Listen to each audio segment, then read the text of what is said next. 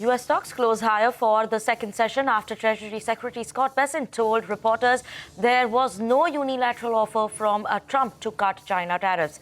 Markets in Asia, however, trade mixed. The GIFT Nifty is indicating a lower start for the Indian market.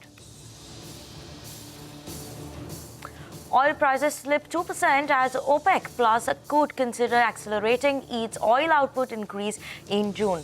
Gold prices fall 3% as Trump's comments on Fed and China boost risk sentiment.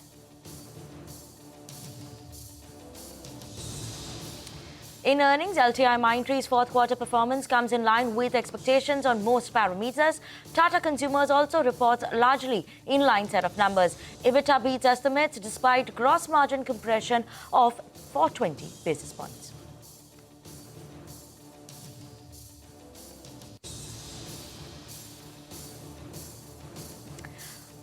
A big day of earnings today as 5 Nifty companies are set to report fourth quarter performance. HUL standalone revenue likely to grow 2%, while Axis Bank NII growth can be the lowest in last 28 quarters. Also, watch out for important earnings: Nestle, Tech Mahindra and SBI Life. India takes 5 big actions against Pakistan over Pahalgam attack, which 26 people were gunned down by terrorists. Suspends the Indus Water Treaty, closes the Atari border and cuts down the overall strength of High Commission. No Pakistani nationals will be given visa under the SARC visa scheme, and all Pakistan nationals will have to leave India within 48 hours.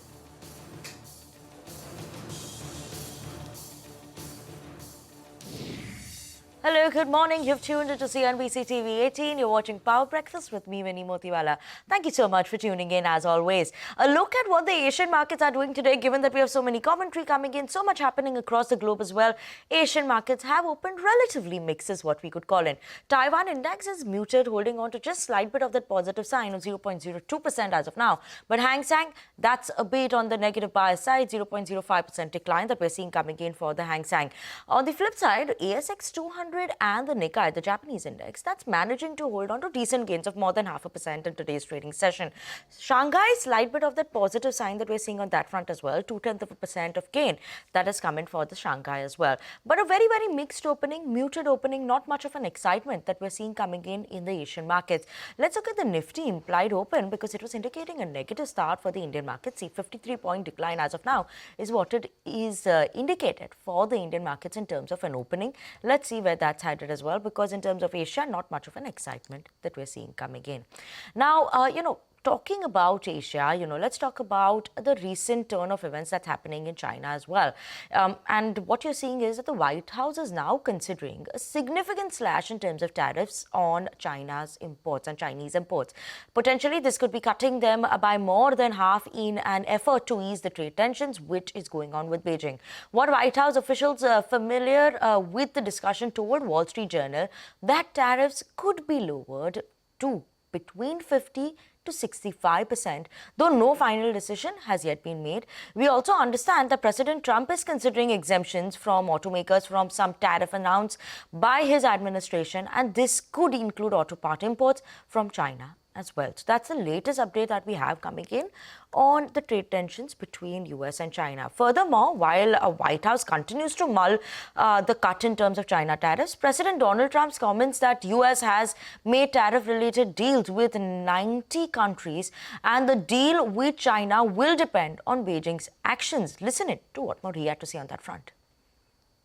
How soon do you want to bring the tariffs on Chinese goods? Well, that depends on them. We have a situation where we have a very, very great place. It's called the United States of America, and it's been ripped off for years and years. They all want to make deals, and we're going to make deals, but they're going to be fair deals. They're not going to be rip-off deals. And by the way, if we don't have a deal with a company or a country, we're going to set the tariff. We just set the tariff. It's something that we think that will happen, I'd say, over the next couple of weeks. Wouldn't you say? I think so. Over the next 2-3 weeks, we'll be setting the number. And we're going to pick, could be for China too, could be for China. Well, we're dealing with almost all of them. Too many to fully deal with, but we're going to be fair to them. But we're dealing with a lot of countries right now, and could be with China, but maybe we'll make a special, a deal. And on that note, let's look at what happened in the U.S. market. Wall Street ended higher on Wednesday as stocks got a boost on hopes that trade tensions between the U.S. and China would ease. The S&P 500 that gained almost 1.7%, while we saw the Nasdaq Composite that jumped 2.5%. The Dow added more than 400 points in yesterday's trading session as well. We have CNBC's Bertha Coombs who's joining in with us to get us a wrap on what happened on Wall Street. U.S. markets were up across the major indexes in Wednesday trading as President Trump tamped down on the rhetoric when it came to the Fed chair and China tariffs. The Dow climbing 420 points, the S&P 500 was up 88, and the tech-heavy Nasdaq rose more than 400 points. Wednesday's market rally sparked in part by President Trump's comments Tuesday night that he had no intention of firing Fed Chair Jerome Powell and that China tariffs would come down substantially. Then Treasury Secretary Scott Bessent continued the more conciliatory tone on Wednesday, saying the U.S. and China have the chance to make a big deal on trade. The Wall Street Journal reports that the White House is considering reducing China tariffs to between 50 and 65% from the current 145% level. But a White House official tells CNBC China would need to do the same. The European Union, meantime, fined tech giants Apple and Meta on Wednesday a combined nearly $800 million in its first enforcement of the Digital Markets Act. The sweeping legislation seeks to give consumers more choice and prevent big tech from cornering the market. Both companies have vowed to appeal, with Meta calling it an attack on American companies and describing the fine as a steep tariff on its services. That's what's happening here in the U.S. Back over to you in Mumbai. Thank you so much for that. But let's now listen in to Treasury Secretary Scott Bessent saying that there is an opportunity for a big deal on trade issues between the United States and China. There is an opportunity for a big deal here, that the U.S. is looking to rebalance to more manufacturing. The identity of that would be less consumption. If China is serious on less dependence on export-led manufacturing growth and a rebalancing toward a domestic economy, and if they want to rebalance, let's do it together. This is an incredible opportunity. Let's listen into some market opinions coming in on the impact on the United States economy on the back of Trump tariffs and the recent market action. We've had this uncertainty. It's persisted. I don't think it's going to go away. I think that what I'm concerned about is that my client conversations have shifted from what's going to happen next to whatever happens next. Have we already lost the trust, lost faith in the administration? Has the rest of the global economy and its major players lost faith? I also think to the point of the president possibly losing support, I've also had, and my team, more and more conversations with staunch Republicans that have said, I don't know what he's doing. I don't know if I can trust this anymore. And I think that's the pain point. We thought it was the markets. It turns out it's probably his political support. Whether things have peaked or whether we have other issues to deal with is really part and parcel of the source of uncertainty here. I think what's certain is that tariffs are coming, and that's been clear for some time.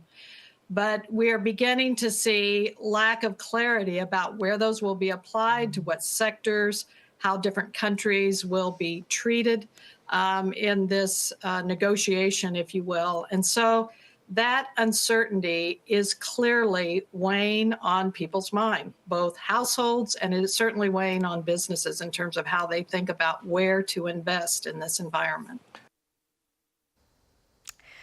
Let's also listen in to Nathan Sheets, Global Chief Economist at Citi Research, on whether the Fed should cut rates. The economy is being hit by a stagflationary shock.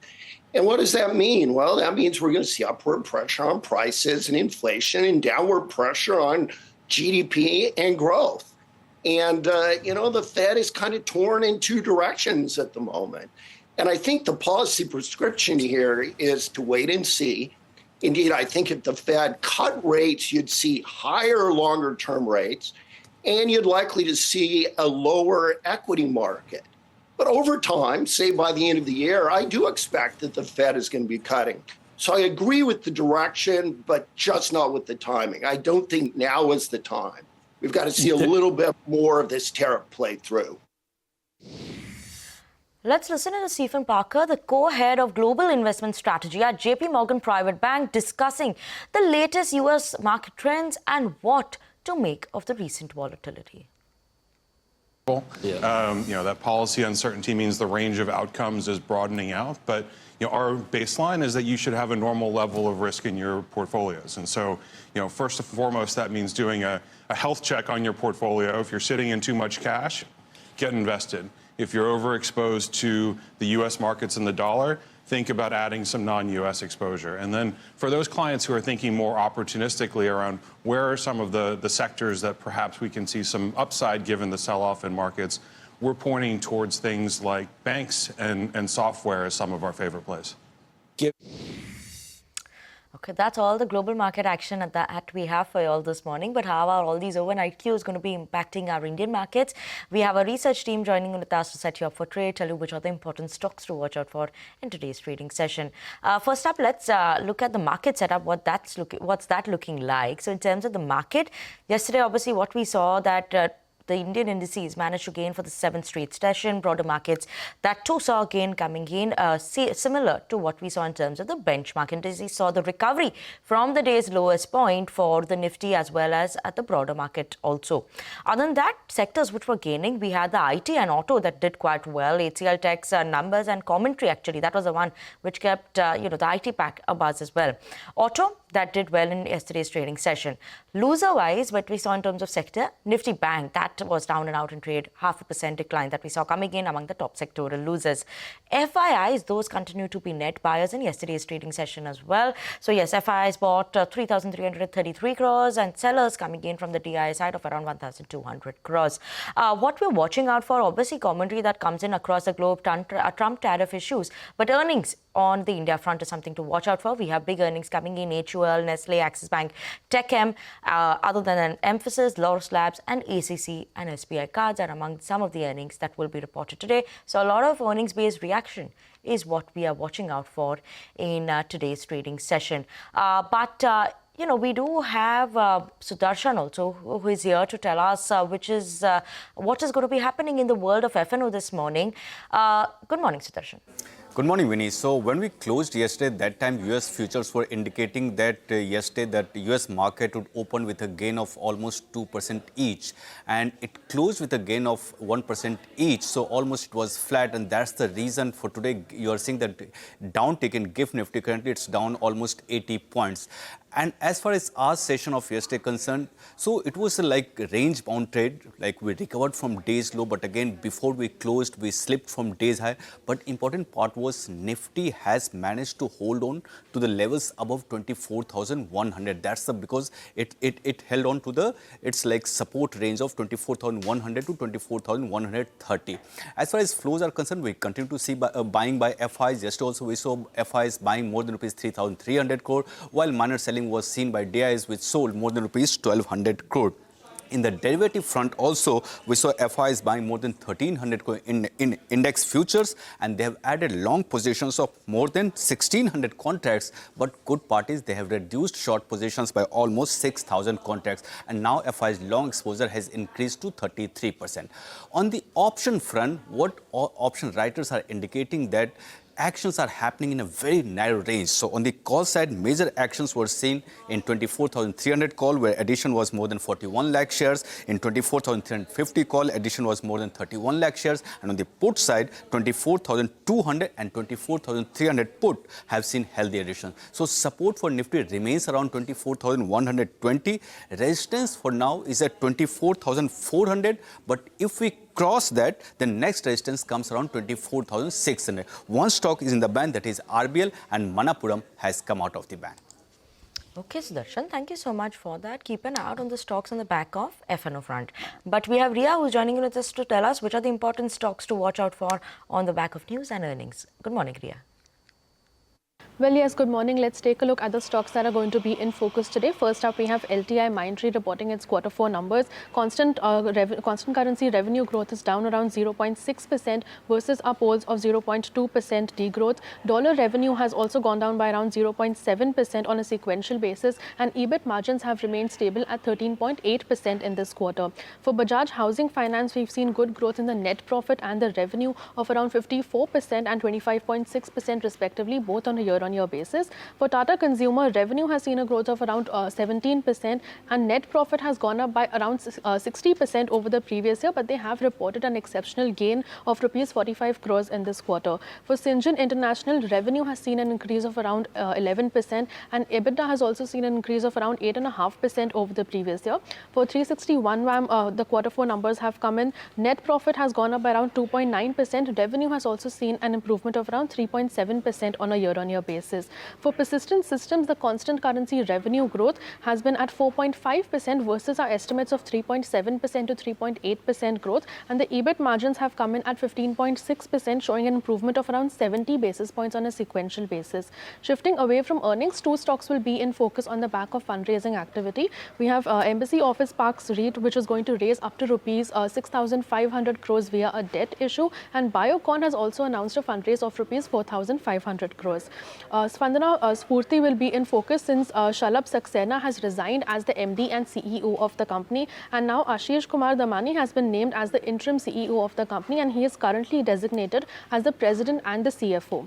For BPCL, this stock will be in focus since they have signed a JV agreement with GPS Renewables to set up 8 to 10 compressed biogas plants across India over the next few years. Keep your eye out on Adani Green as well. The arm has entered into a PPA with Uttar Pradesh Power Corporation Limited for the supply of 1,250 megawatt energy storage capacity from pumped hydro storage plants. And lastly, Max India will also be in focus since the company has approved a rights issue at a price of rupees 150 per share. Okay, Ria, thank you so much for that. But on that note, we're going to slip into a very short break. And after the break, up next, we'll get to the latest on Pahalgam attack and India's diplomatic response.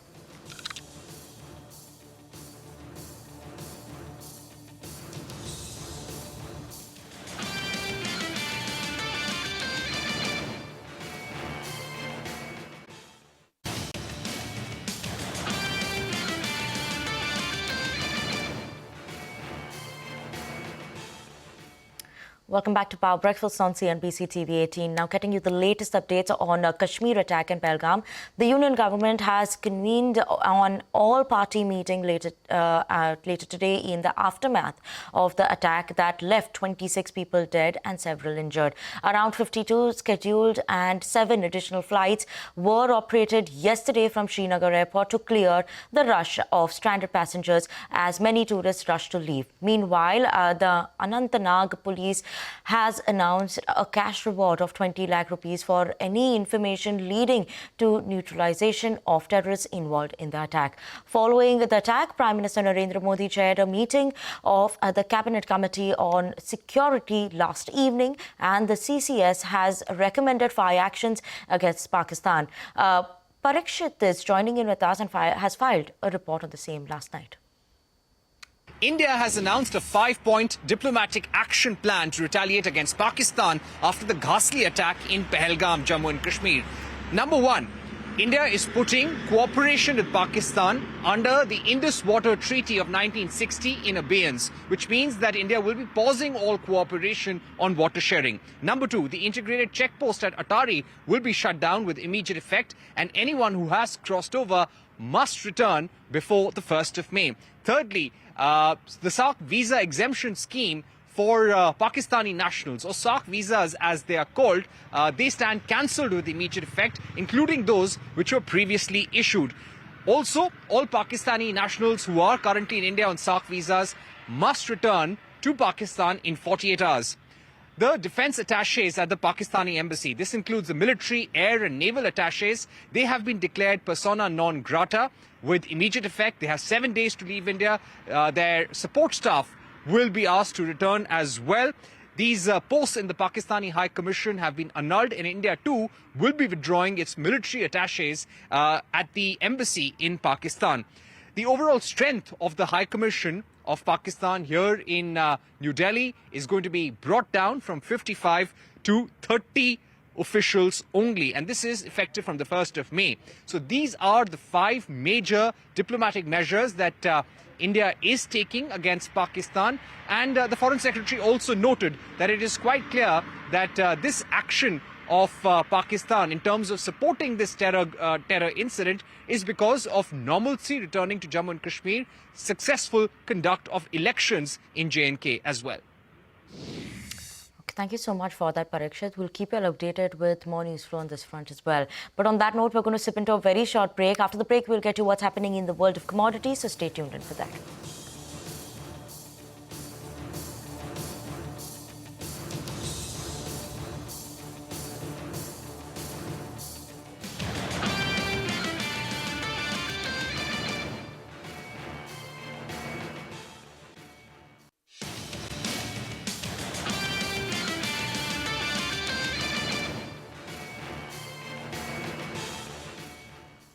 Welcome back to Power Breakfast on CNBC TV 18. Now, in some geopolitical updates, while addressing the media, U.S. President Donald Trump hints at a possible peace deal between Russia and Ukraine. Trump said that he thinks he has a deal with both Russian President Vladimir Putin and Ukrainian President Volodymyr Zelensky to settle the war in Ukraine. Let's listen in. But we're losing soldiers, a lot of people. And if I can solve it because of a certain ability, that would be great. And if it doesn't happen, I will say that I think Russia is ready. And a lot of people said Russia wanted to go for the whole thing. And I think we have a deal with Russia. We have to get a deal with Zelensky. And I hope that Zelensky, I thought it might be easier to deal with Zelensky. So far, it's been harder, but that's okay. Look, I just want to see the war end. I don't care. If they're both happy, they both sign an agreement. I have no favorites. I don't want to have any favorites. I want to have a deal done. I want to save the lives. Okay, on that note, let's move on and go across to Manisha, who's waiting by to tell us what's looking nice. What are we watching out for in the world of commodity this morning? Good morning, Manisha. Morning, Vinny. Thank you for that. Well, exactly from the statement coming in from the U.S. president is what the reaction that we've seen come in for gold as well. After making all-time highs at $3,500 an ounce, we did see prices fall below $3,300 an ounce in the U.S. markets yesterday. While Indian gold prices also are off by more than 4,000 rupees per 10 grams here. Apart from the U.S. president's statements, and especially U.S. expressing potential lower trade tariffs with China, it also has to do with the U.S. dollar index, which is off 3-year lows. The rally in equities, that is where the gold money seems to be going in right now, is putting pressure on prices. The street anticipates that this is a correction, can be a slightly deeper one as well. But most of the banks, including JP Morgan, by the fourth quarter of this year, believe that the gold prices could be making all-time highs yet again. There are targets set of $3,700, $3,800 an ounce on the higher side before this year ends. Another area where you have seen a major move has been the crude oil prices, down 2% overnight and is down 10% on the month now. OPEC and allies have said that they will increase production not just for the month of May, for the month of June as well, is what seems to be weighing on prices. Okay, Manisha, thank you so much for that. Surely you'll be keeping an eye out on crude oil prices and where they are headed as well. But with that, we're absolutely out of time on this edition of Power Breakfast. Thank you so much for tuning in. Up next, your Bazaar Morning Call.